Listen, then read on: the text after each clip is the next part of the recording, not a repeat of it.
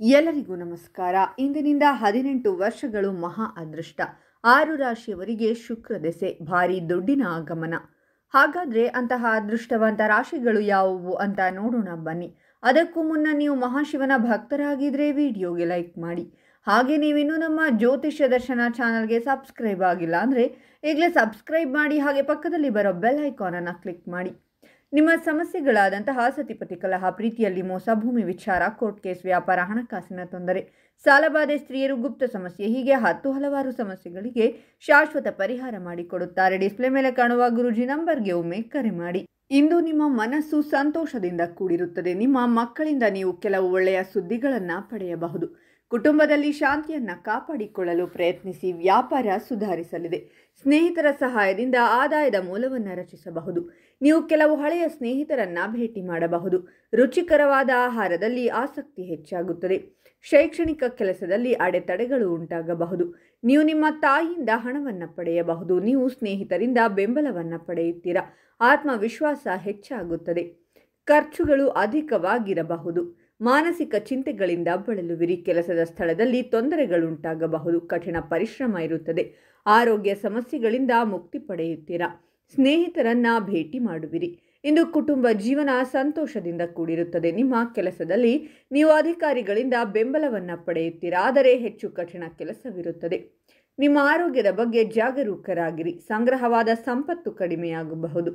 ಕುಟುಂಬದ ಜವಾಬ್ದಾರಿಗಳು ಹೆಚ್ಚಾಗುತ್ತದೆ. ನಿರಾಶೆ ಮತ್ತು ಅತೃಪ್ತಿಯ ಭಾವನೆ ಇರುವುದಿಲ್ಲ. ಮನಸ್ಸು ಸಂತೋಷವಾಗಿ ಉಳಿಯುತ್ತದೆ. ವ್ಯವಹಾರದಲ್ಲಿ ಬದಲಾವಣೆಯ ಸಾಧ್ಯತೆಗಳಿವೆ. ನೀವು ಪೋಷಕರಿಂದ ಹಣಕಾಸಿನ ನೆರವು ಪಡೆಯಬಹುದು. ಉದ್ಯೋಗದಲ್ಲಿ ಹೆಚ್ಚುವರಿ ಜವಾಬ್ದಾರಿ ಸಿಗುವ ಭರವಸೆ ಇದೆ. ಸ್ಥಳ ಬದಲಾವಣೆಯ ಸಾಧ್ಯತೆಗಳು ಇವೆ. ಮನಸ್ಸು ಗೊಂದಲದಲ್ಲಿ ಉಳಿಯುತ್ತದೆ. ಮಾನಸಿಕ ಒತ್ತಡ ಇರಬಹುದು. ಕೋಪ ಮತ್ತು ವಿಪರೀತ ಪ್ರಕೋಪಗಳನ್ನು ತಪ್ಪಿಸಿ.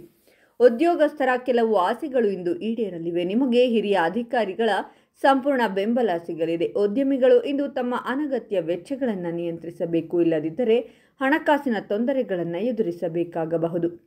ಉದ್ಯೋಗಿಗಳಿಗೆ ಅದೃಷ್ಟ ಕೈ ಹಿಡಿಯಲಿದೆ. ಶೀಘ್ರದಲ್ಲೇ ಯಶಸ್ಸು ಹುಡುಕಿ ಬರಲಿದೆ. ವಿದ್ಯಾರ್ಥಿಗಳಿಗೆ ಕಠಿಣ ಪರಿಶ್ರಮ ಅಗತ್ಯ. ಆಗ ಮಾತ್ರ ಯಶಸ್ಸು ಸಾಧಿಸಲು ಸಾಧ್ಯ. ನಿಮ್ಮ ಸ್ವಾಭಿಮಾನ ಹೆಚ್ಚಾದಂತೆ ನಿಮ್ಮ ಎಲ್ಲ ಕೆಲಸಗಳಲ್ಲಿ ಯಾವುದೇ ಹಿಂಜರಿಕೆ ಇಲ್ಲದೆ ಮುನ್ನಡೆಯುತ್ತೀರಾ.